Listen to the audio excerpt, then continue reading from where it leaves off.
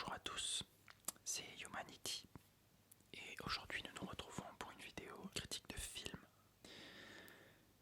Et aujourd'hui nous allons parler d'un film qui est sorti très récemment en France. Il s'agit d'Exodus Gods and Kings, un film de Ridley Scott avec notamment Christian Bale, Joel Edgerton, Aaron Paul, Ben Kingsley, Sigourney Weaver. Et donc il s'agit d'un film de Ridley Scott qui revient un petit peu au genre que j'appellerais historique. Après le fameux Gladiator, qui était sorti en 2000, je crois.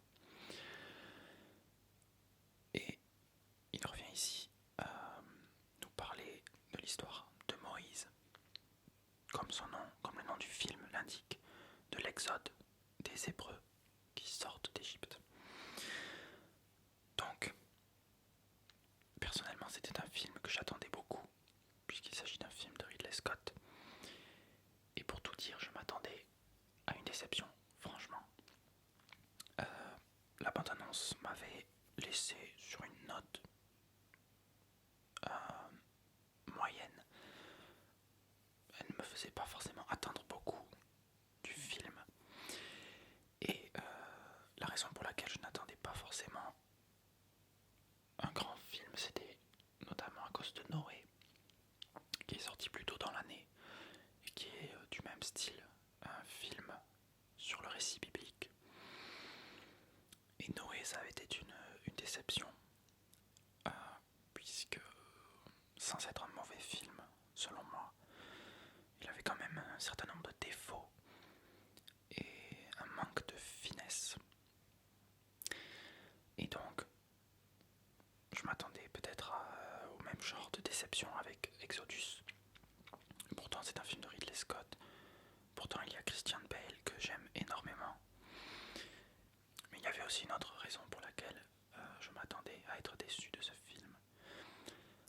Ridley Scott m'avait laissé sur son dernier film Cartel avec Michael Fassbender, que j'avais plutôt apprécié à vrai dire, mais que je trouvais quand même décevant par rapport au casting et par rapport à ce que promettait le film en termes de ce que pouvait promettre le film en termes de scénario. Et j'ai trouvé que le film manquait énormément d'action. Alors voilà, j'attendais quand même pas mal Exodus. C'était pas le film que j'attendais le plus de l'année. Et en allant au cinéma, je me suis pas attendu à grand chose. Eh bien, j'ai eu tort parce que j'ai vraiment beaucoup apprécié ce film. Alors je vais dire directement, ce n'est pas le film de l'année, c'est loin d'être le meilleur film de Ridley Scott. Mes deux préférés dans la filmographie que j'ai vue actuellement de Ridley Scott sont Gladiator et surtout Alien, qui est tout simplement mon film préféré. Pas seulement mon film préféré de Ridley Scott, mais mon film préféré de manière générale au cinéma. Mais ma foi, Exodus est un bon film. J'irais même jusqu'à dire un très bon film, parce que j'ai passé 2h30 sans m'ennuyer du tout. Et j'ai été pris dans l'histoire. Alors, déjà ce qu'il faut savoir, c'est que personnellement, je n'ai pas une très grande connaissance du récit biblique, et particulièrement du récit de Moïse. Même si j'avais les grandes lignes en tête avant d'aller voir le film, par de vieux souvenirs d'école, des cours d'histoire où je n'écoutais pas forcément. La religion ne m'a jamais beaucoup intéressé, du moins d'un point de vue strictement récit historique. Même si je respecte beaucoup ceux qui croient en Dieu, ceux qui croient à la religion, qui ont une religion. Mais voilà, je n'ai jamais eu une très grande connaissance biblique. Et donc les seules choses que j'avais à peu près en tête en allant voir Exodus, c'était Moïse, les 10 commandements, tout simplement l'idée d'Exode et l'idée de Moïse qui guide son peuple hors d'Égypte. bien sûr, je connaissais l'épisode de la mer rouge, et donc de la séparation de la mer en deux. Et notamment, j'avais vu ça dans la bande-annonce, c'était un petit peu la scène que j'attendais le plus de ce film. Enfin, c'était une des scènes que j'attendais de par son spectacle potentiel. Et donc voilà.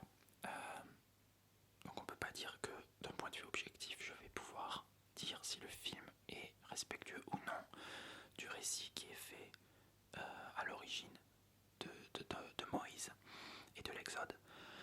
Cela dit, j'ai trouvé que dans l'ensemble, ça avait l'air de coller à l'idée que je me faisais de cette histoire.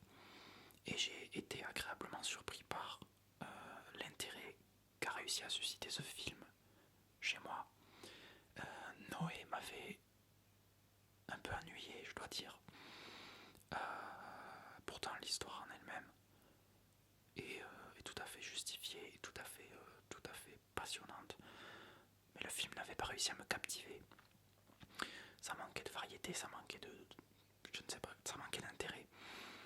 Même s'il y avait de bonnes idées. Dans Exodus, je trouve que les personnages sont plaisants à suivre, bien interprétés, et que les scènes sont très bien filmées par Ridley Scott, que ce soit les décors, les villes, les personnages, ils sont pour moi très bien mis en scène. Et il y a un aspect visuel vraiment marqué, vraiment détaillé en fait, marqué par le détail. Ouais, comme je disais, les décors, j'ai été assez époustouflé par ça, notamment la grandeur des décors égyptiens. Il y a un certain gigantisme dans la ville et un certain détail apporté aux environnements. Et visuellement, c'est un spectacle très plaisant et très divertissant. Et par moments très impressionnant, que ce soit la scène que j'évoquais avec la mer qui se sépare. Donc voilà, il y a un sens du détail. Et il y a aussi un sens du détail au niveau des personnages, et notamment de Moïse. Un sens du détail et du réalisme qui m'a surpris en fait. Parce qu'après la bande-annonce, et après encore une fois le film Noé, je m'attendais à un film un petit peu fade à ce niveau-là. Un film trop américanisé, un film trop blockbusterisé, si je puis dire. Alors qu'en fait, il y a une vraie évolution physique, notamment, et en fait uniquement, j'ai envie de dire, au niveau du personnage de Moïse. Dans la bande-annonce, on le voyait avec une apparence classique et pas très originale, et j'allais dire pas très réaliste sur ce que je me faisais de l'idée, enfin sur l'idée que j'en avais personnellement.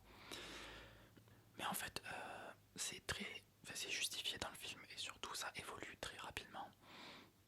Ça évolue plusieurs fois. Et il y a une vraie évolution physique du personnage que j'ai beaucoup apprécié. Et qui ajoute une certaine part de réalisme et de cohérence dans le récit. Concernant, puisque j'en parle, de Christian Bale, concernant cet acteur et concernant le casting en général, je l'ai trouvé relativement bon dans l'ensemble. Alors, pour une raison que je ne comprends pas, même si je peux imaginer pourquoi on dit ça, mais je vois souvent des gens critiquer le jeu d'acteur de Christian Bale, dire qu'il a un jeu d'acteur digne d'une petite cuillère. Très honnêtement, je ne crois pas qu'il mérite ça. Dans tous les films où je l'ai vu, j'ai vraiment adoré les performances de Christian Bale. Alors c'est peut-être pas l'acteur le plus varié qui soit au niveau de son jeu, mais pourtant c'est le genre d'acteur pour lequel je regarde un film, même si le film ne m'intéresse pas à la base. Seulement la présence de l'acteur me fait avoir envie de le regarder. Et Christian Bale est ce genre d'acteur. Donc dans Exodus, je l'ai trouvé très bon, très charismatique. Il n'y a pas de fausse note pour moi. Bon, j'irai pas jusqu'à dire qu'il mérite l'Oscar pour ça, mais non, il remplit son rôle, je trouve. Notamment physiquement. Alors ça fait pas tout, mais physiquement, comme je l'ai dit, son évolution et le fait qu'il s'imprègne du personnage. J'ai beaucoup aimé ça. Christian Bale, c'est un acteur physique aussi. C'est ça que j'aime beaucoup. Il n'hésite pas à se transformer physiquement pour ses rôles. On l'a vu récemment dans American Bluff. Et je peux citer aussi The Machinist, où il avait vraiment subi une transformation énorme pour son rôle. Donc voilà, il se met dans le rôle, que ce soit mentalement ou physiquement. Et ça, c'est quelque chose que j'apprécie beaucoup chez lui. Donc voilà, il est plaisant à suivre à l'écran. Et voilà, c'est le genre d'acteur pour lequel je regarde des films. C'est le genre d'acteur qui me donne envie de regarder ces films. Il y a un autre acteur que j'ai plus ou moins découvert avec ce film, c'est celui qui joue Ramsès II, Joel Edgerton. Alors, je le connaissais sans le savoir. En fait, au cinéma, j'ai remarqué que que sa tête me disait quelque chose, mais je n'arrivais pas à mettre la main sur où est-ce que je l'avais vu. Et en fait, il se trouve qu'il joue notamment le rôle de l'oncle Lars dans Star Wars épisode 2 et 3. Donc c'est un rôle assez minime, mais notable. Et surtout, il avait joué très récemment dans Gatsby le Magnifique. Et il jouait un des rôles principaux. Et c'est vrai qu'une fois que j'ai vu ça, je me suis rendu compte que c'était lui. Mais il faut avouer qu'entre les deux films, Gatsby et Exodus, il est complètement différent dans les deux films d'un point de vue physique. Et je dois avouer qu'avec Exodus, l'acteur m'a pas mal marqué. Je ne sais pas pourquoi. Il a un jeu qui m'a pas mal plu. Et puis surtout, ouais, je pense que le personnage, le maquillage, le personnage tel qu'il est physiquement m'a marqué dans le film. Donc à nouveau, j'ai beaucoup apprécié cette performance-là. Donc les deux acteurs principaux m'ont vraiment plu dans Exodus. Et ensuite on a un casting autour qui est fait de noms assez connus. On a tout de même Ben Kingsley qui joue le rôle d'un hébreu qui va guider Moïse en quelque sorte.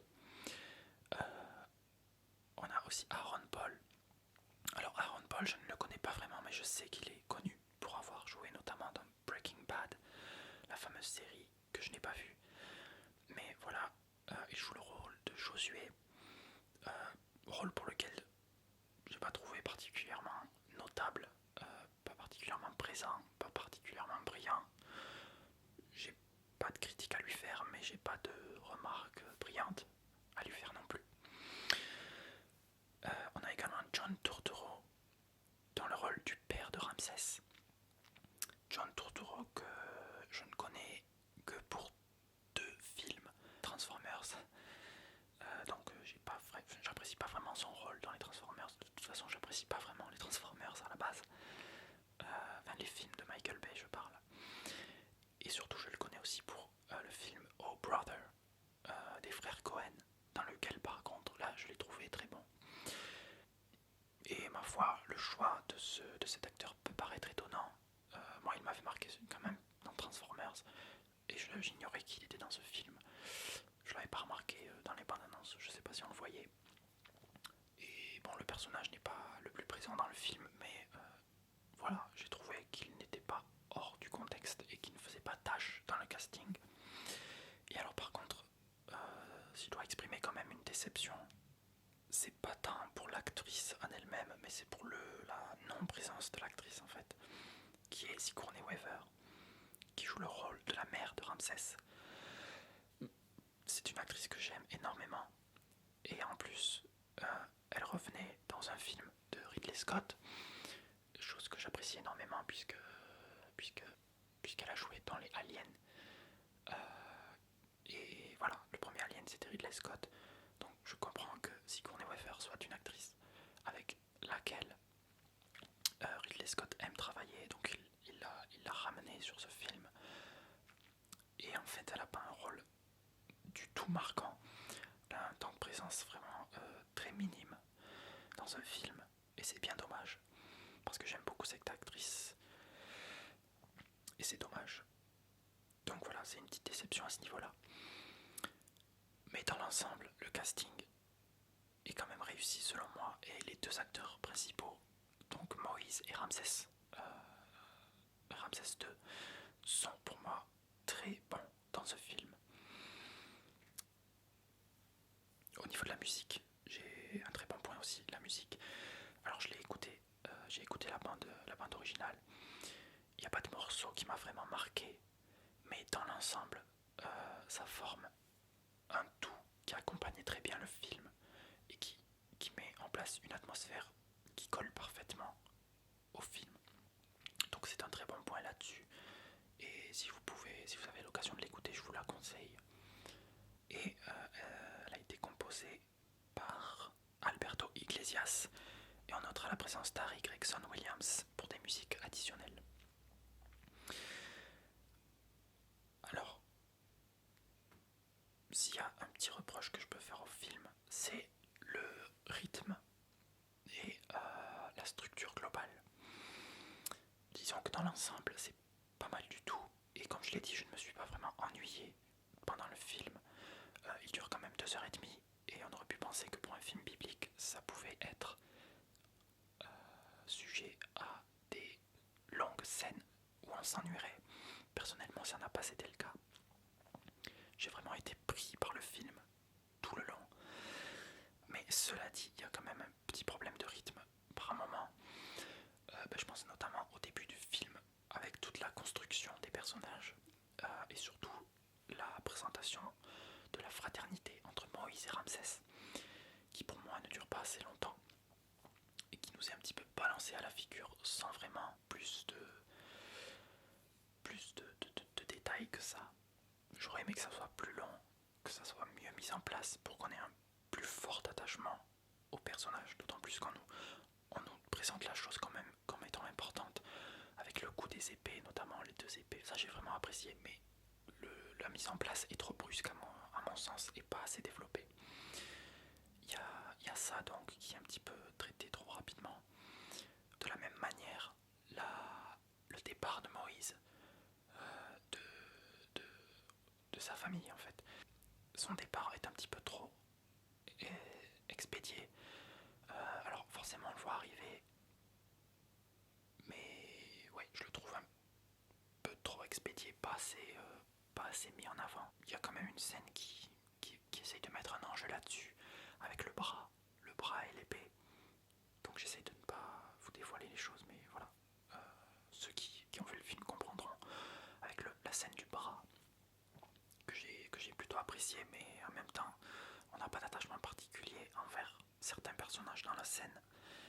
Il y a un manque de développement à ce niveau-là, j'ai trouvé. C'est un petit peu dommage. Et il y a aussi quelques ellipses par moment. Alors, il y a une ellipse énorme à un moment du film qui ne m'a pas foncièrement choqué. D'ailleurs, à ce moment-là, l'évolution des personnages physiquement n'est pas notable, à part celle de Moïse. J'ai trouvé ça pas très réaliste. C'est le seul moment où j'ai trouvé l'évolution physique, à part pour Moïse, complètement irréaliste. Bon, après, c'est pas le seul film où on voit ça. Mais là, ça aurait pu être travaillé, j'ai trouvé. Et par contre, comme je le disais, ouais, il y a une ellipse à un moment, une ellipse qui me paraît un peu trop brutale. Et en même temps, je me dis que c'est volontaire. C'est le mariage de Moïse qui se fait vraiment assez brutalement dans le film. Et en même temps, je me dis que c'est le moment entre la rencontre de Moïse avec sa femme et son mariage. Il se passe vraiment pas beaucoup de temps dans le film. Je me dis que c'est volontaire, que c'est comme pour représenter un coup de foudre qui arrive comme ça. On voit Moïse qui contemple sa femme. Et quelques scènes, une ou 2 scènes après, c'est le mariage. Donc, pourquoi pas? Après tout, pourquoi pas? C'est une vision des choses. C'est une manière de dire que voilà, l'amour arrive plus vite qu'on ne peut le penser. Que tout simplement, l'amour nous frappe sans prévenir. Donc pourquoi pas? Mais bon, quand même, j'ai trouvé cette ellipse un peu trop facile. C'est à peu près les seuls problèmes de rythme qu'il y a dans le film. Et c'est à peu près le seul gros défaut que je peux trouver au film, pour ma part. Alors comme je l'ai dit, au niveau de l'histoire, je ne peux pas dire si c'est respectueux ou pas, mais j'ai trouvé quand même que le film est vraiment prenant et il offre du bon spectacle.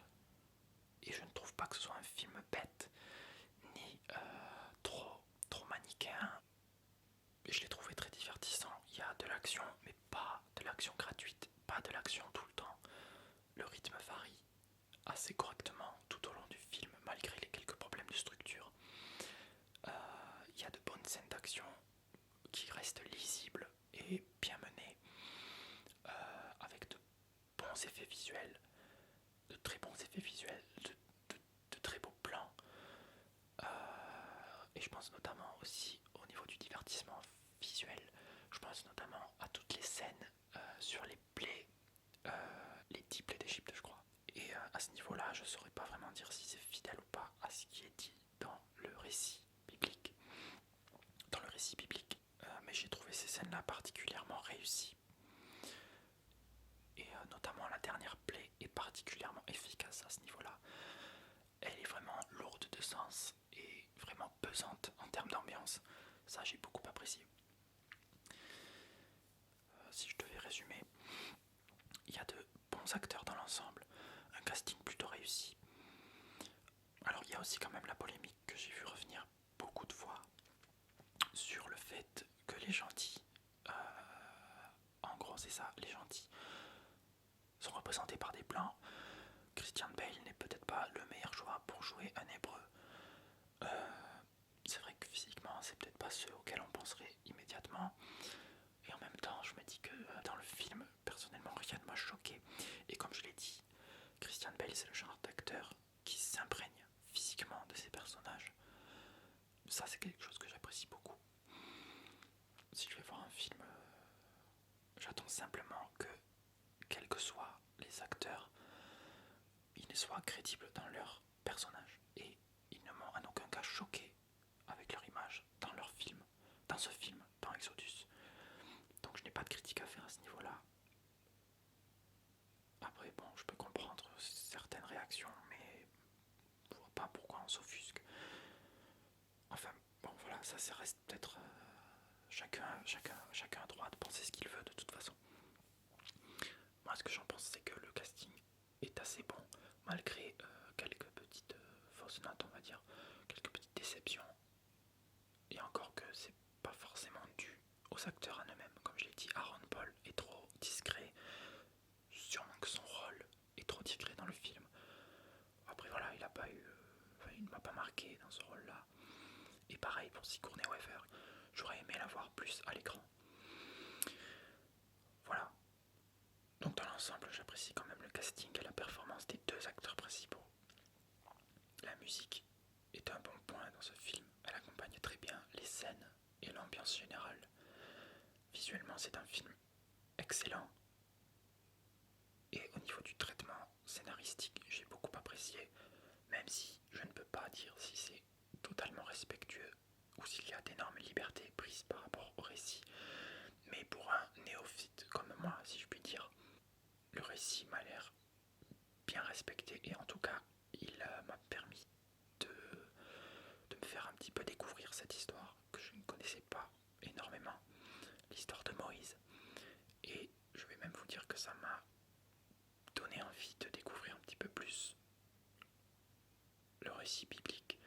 Et je trouve que c'est un beau film, un bon et beau film qui n'a pas que des qualités et qui n'a, de toute façon, ce n'est pas le meilleur film de Ridley Scott.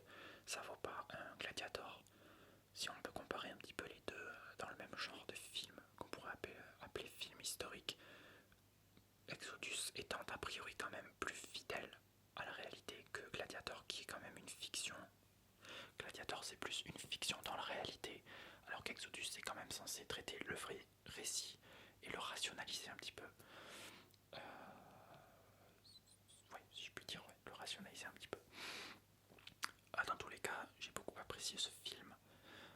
Pour moi, Exodus, Gods and Kings mérite un 8 sur 10. Voilà, je trouve que après un cartel un petit peu décevant, Exodus permet de me refaire apprécier Ridley Scott. Et j'espère qu'il va continuer sur cette lancée. Voilà, c'est à peu près tout ce que je vais dire sur ce film. Donc c'était ma première critique sur cette chaîne. Si vous avez apprécié, dites-le moi dans les commentaires, faites-le moi savoir. Et je pense que je continuerai comme ça parce que j'aime discuter des films. Donc voilà, c'est un principe que j'aimerais introduire sur cette chaîne et développer, améliorer si vous avez des idées pour améliorer ça. Donc actuellement je fais ça plutôt sous forme audio. De toute façon c'est le principal dans le monde ASMR. Donc voilà, mêler l'ASMR à des critiques de cinéma. Voilà, ça pourrait devenir une petite série de vidéos que je vais faire, les critiques de films. Je continuerai, je pense, à faire ça sur les films que je verrai au cinéma. Peut-être que je le ferai aussi sur des films qui sont déjà sortis et sur lesquels j'ai envie de parler. Et voilà, c'est un principe que j'ai envie de développer sur cette chaîne. Voilà, je vous remercie et je vous dis à la prochaine. Ciao ciao.